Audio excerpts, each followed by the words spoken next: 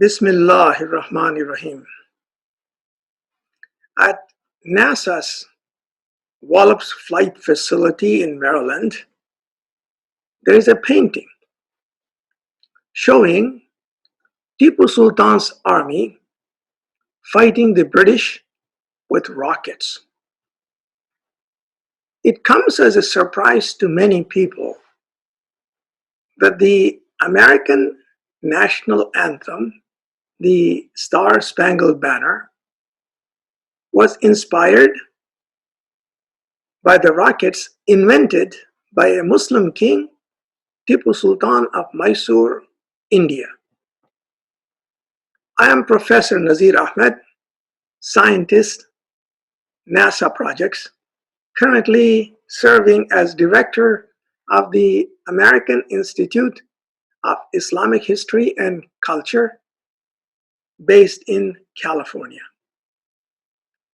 I was one of the principal scientists on the NASA Hubble Space Telescope, and I was a group leader on the Apollo project way back in 1964.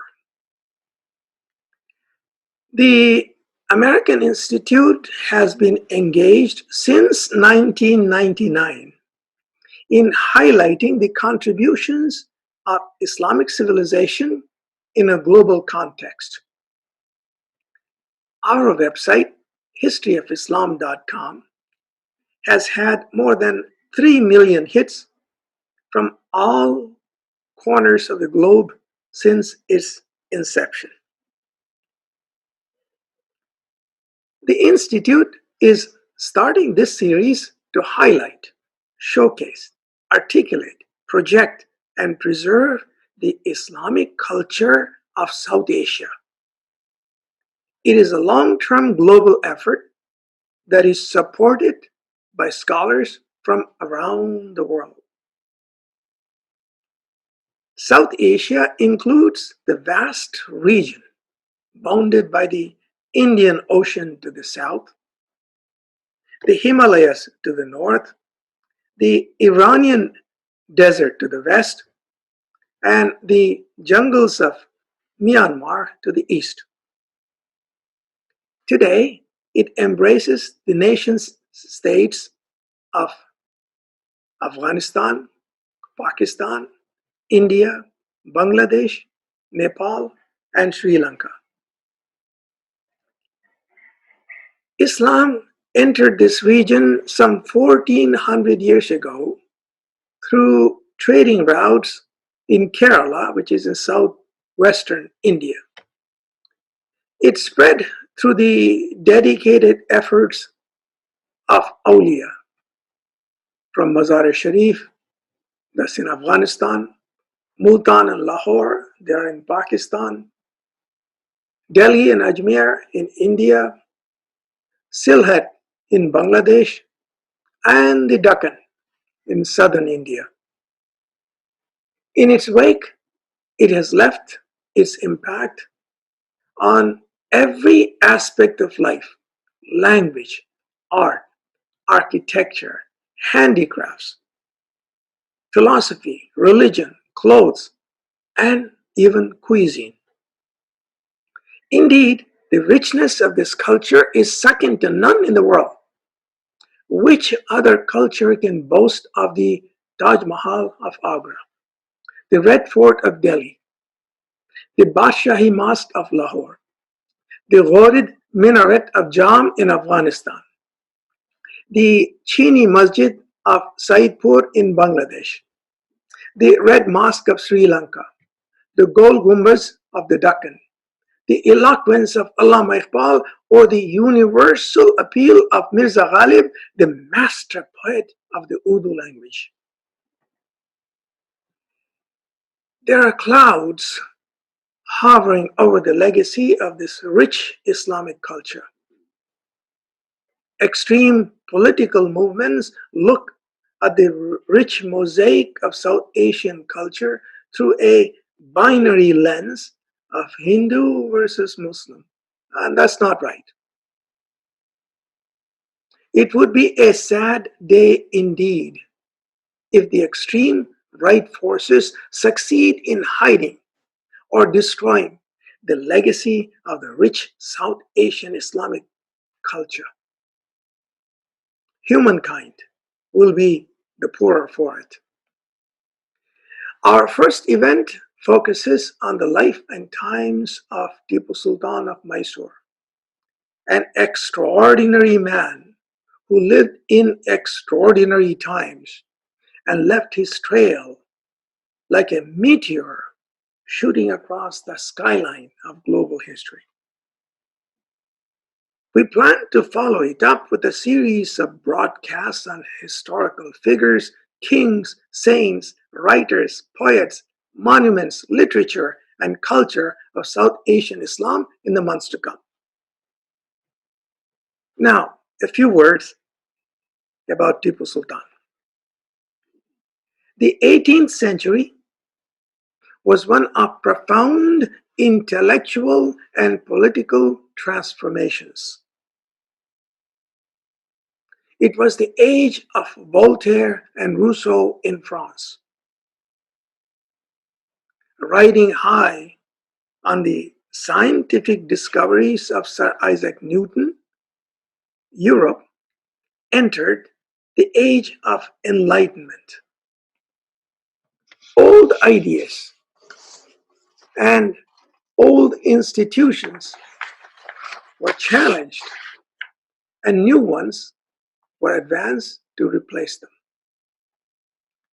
It was the age of revolution.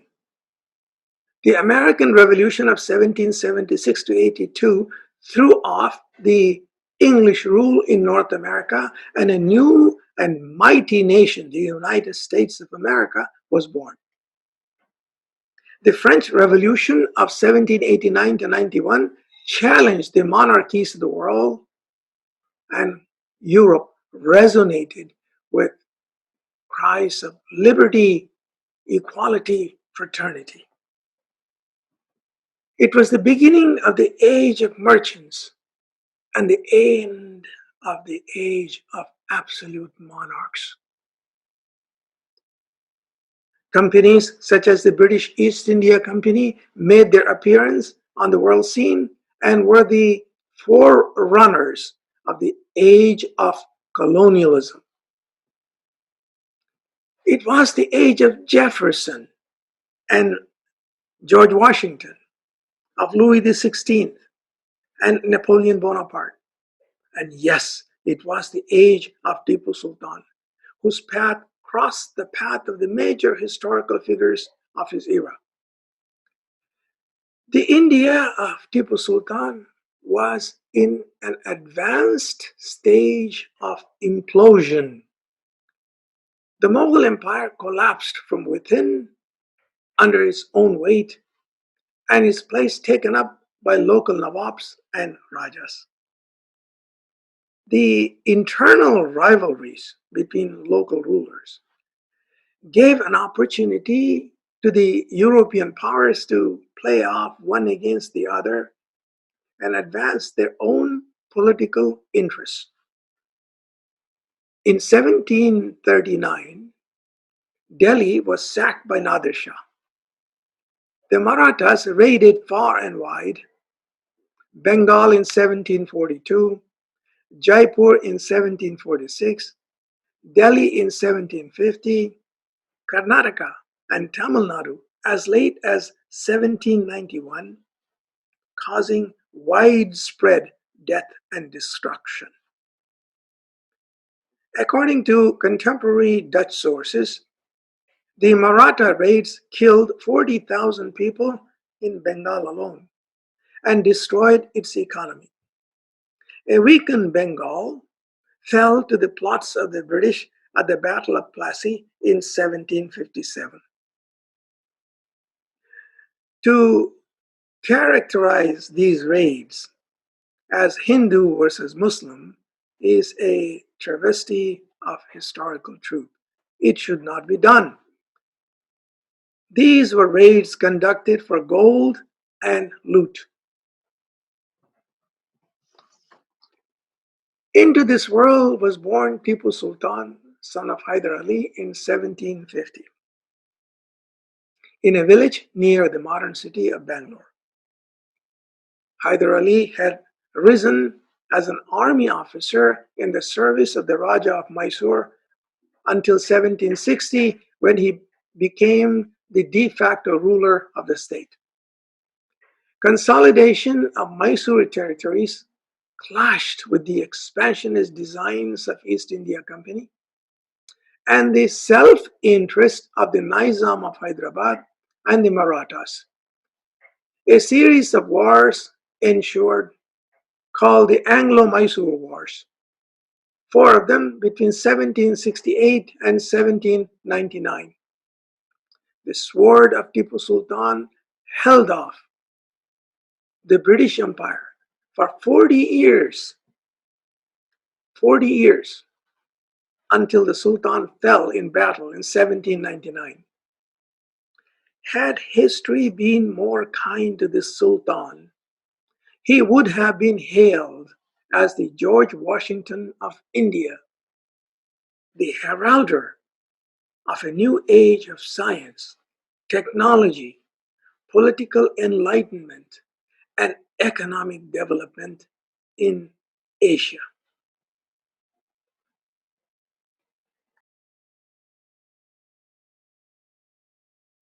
Hi all, this is Amin Ahmad from Canada.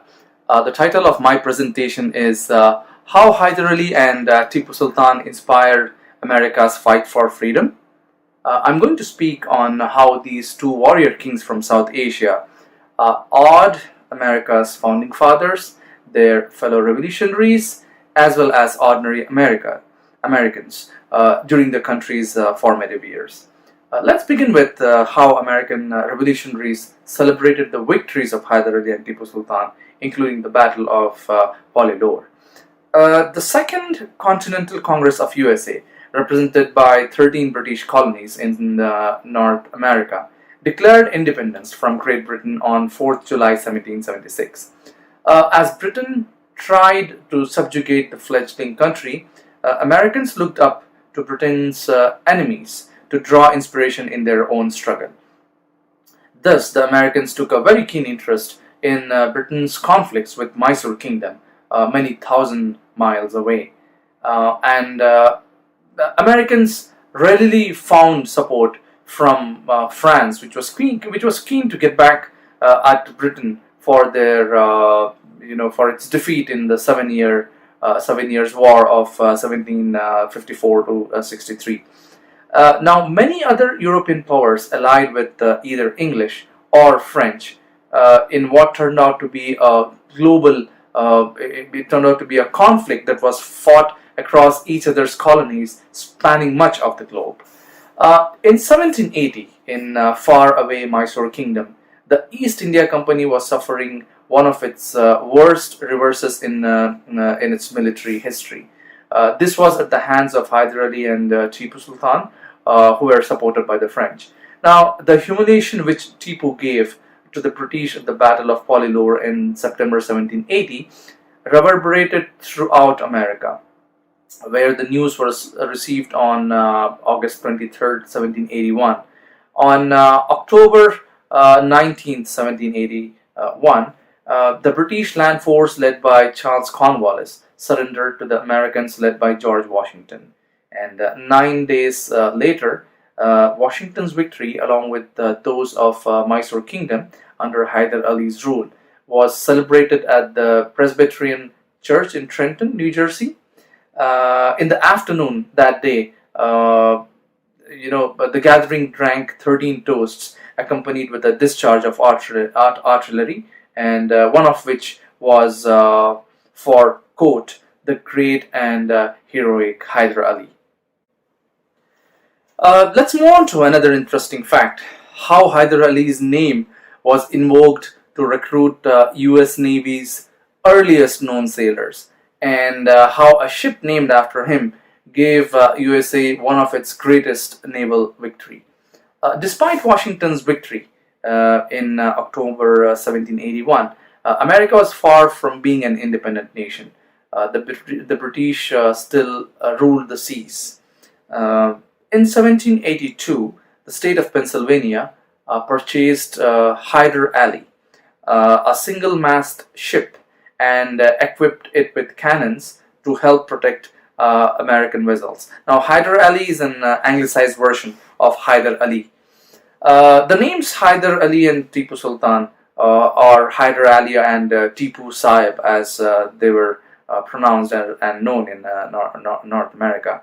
There were no states, so these names were no strangers to Americans. They came here through race horses imported from England in 1770s, and in fact, a foal born in America was named Hyder Ali in 1777, and many more were named after that.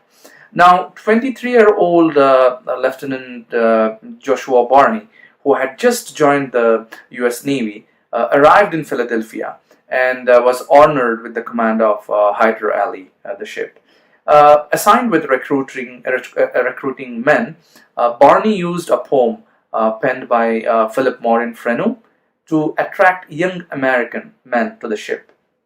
The poem exalted Hyder Ali's bravery against the British, and soon Barney led a force of 110 men.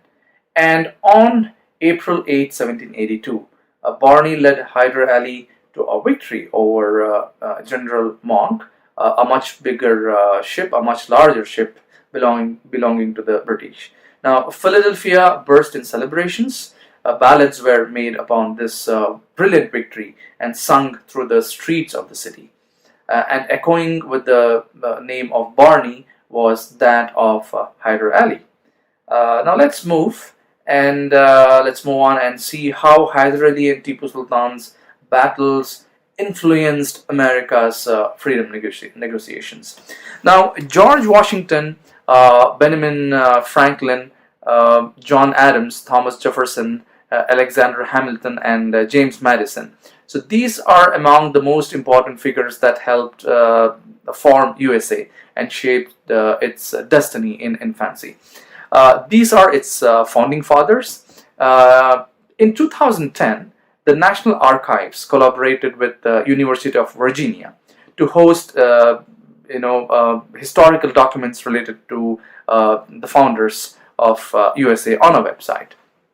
Now, the correspondence and intelligence gathering of America's founding fathers, which can be found on this website, reveal that they not only keenly, followed the wars that were fought in East Indies, as India and its neighboring countries, particularly the islands, were known then, but they actually looked forward to victories of Hyder Ali and Tipu Sultan over the British, so that they could use those victories as a tool to negotiate with the British for their own independence.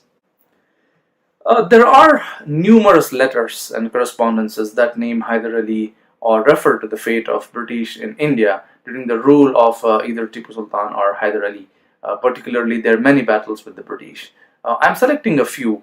I'm quoting a few here to help you understand the impact these two men had on America's path towards its freedom from the British. The earliest formal introduction of an Indian ruler to America's founding father seems to be a letter in French to Benjamin Franklin by Comte de Tressan. He was the Lieutenant General of the armies of France. Now, in one of his many letters to Franklin, he wrote from Paris on June 24th, 1777, about a European who served under Hyder Ali. In another letter, Comte de Tressan called Hyder a brave, quote, a brave Mughal prince, unquote, and offered to put the U.S. Congress, to quote, into an intimate correspondence with the European who was working for Hyder Ali. Now, as mentioned earlier, the Second Anglo-Mysore War was keenly followed by American revolutionaries. John Adams, in his letter to the President of Congress on June 10, 1780, provided the U.S. Congress with details of the movement of British Admiral Hugh's squadron, and he referred to Hyder Ali as quote, the famous Hyder Ali. And this letter was read in the U.S. Congress on 25th on September 25th, 1780. Now, through 1781, the revolutionaries corresponded on the about the Anglo-Mysore War that was going on in India, in East Indies, as it was known then. So the revolutionaries, they hoped and wished for England's defeat, and a gentleman called as Edward Jennings wrote a detailed account of Hyder's campaign to John Adams on April 4, 1781, from Brussels. Now, he mentioned the receipt of a London-based newspaper that included information about Hyder Ali's army of 80,000 horses and his siege of Arcot. Now, it narrated the rout of Colonel Bailey and Colonel Fletcher, together with the loss of 400 Europeans and 4,000 Indian sepoys, as well as Hyder Ali's territorial gains and the narrow escape of Colonel Monroe to Madras. Now, John Quincy Adams, who became America's sixth president in 1825, he wrote a diary as a child, and at 13, he wrote to his mom, Abigail Adams, from Leyden on April 8, 1781, about Hyder Ali's victories, and he mentioned the death of Colonel Fletcher and the capture of Colonel Bailey. On August 28, 1781, the Rhode Island delegates wrote from Philadelphia to William Greene, the governor of Rhode Island, in which they expressed their happiness at the suffering of British in India. And as negotiations for recognition of an independent USA continued, the concessions to Americans oscillated with the military fortunes of the British and its chief opponents in India, which are the French, Hyder Ali and his son Tipu. Now, in a letter dated June 13, 1782, John Adams wrote to Benjamin Franklin from The Hague and wished to communicate with the enemies of the English.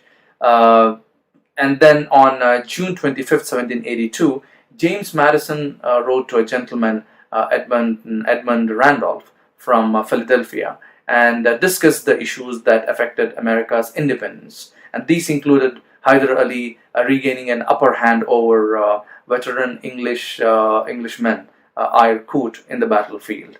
Now, John Adams wrote to John Jay on August 13, 1782, from The Hague about the Fitzherbert's Commission.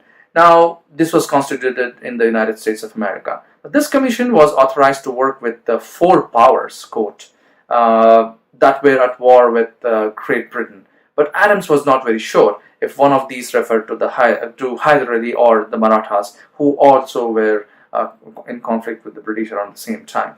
Now, in late September 1782, peace negotiations were on in Paris, and in his letter, John Adams wrote to Robert R. Livingston on September 23rd, 1782, from The Hague, on how the Americans looked for good news from India and elsewhere on an hourly basis, at a stage in negotiations where they were greatly optimistic.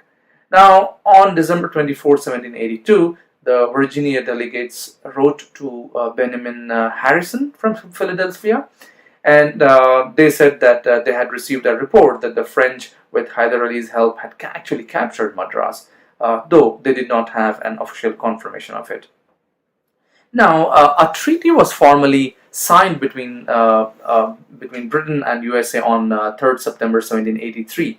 Now, this treaty effectively ended the war, and British recognized America's independence and its boundaries. This treaty was ratified by the U.S. Congress on 14th January 1784. In the same year, separate treaties were signed by the warring European nations, ceasing all mutual hostilities. Now, what happens was France, which was the main European ally of Tipu, ceased all its mutual hostilities. So France, when France did this, it did not inform Tipu about it, and Tipu was obviously upset about it. Now, what what this led to was Britain could now focus completely on its affairs in India, and Tipu had no option but to make peace with the British, despite having an upper hand in his ongoing battles with the British. In fact, he had laid siege on the port of Mangalore, and according to British sources, they were about to be defeated when this news came in, and Tipu had to sign the Treaty of Mangalore. Well, now to conclude, the world today is it's considered a global village thanks to the availability of means for people to travel and communicate between nations. But it may surprise us that even in 18th century, seemingly local political events and humans made an impact on lands and societies far away from where they lived. Now, Hyder Ali and Tipu Sultan gave many a lesson in military and political strategies to European colonial powers like England and France. Now, their bravery and political strategies echoed across the proverbial seven seas in distant North America for many decades. Not only did this shape the views of America's founding fathers of India during the nation's formative years, it also encouraged them in their own struggle to found this great nation called as the United States of America. Thank you.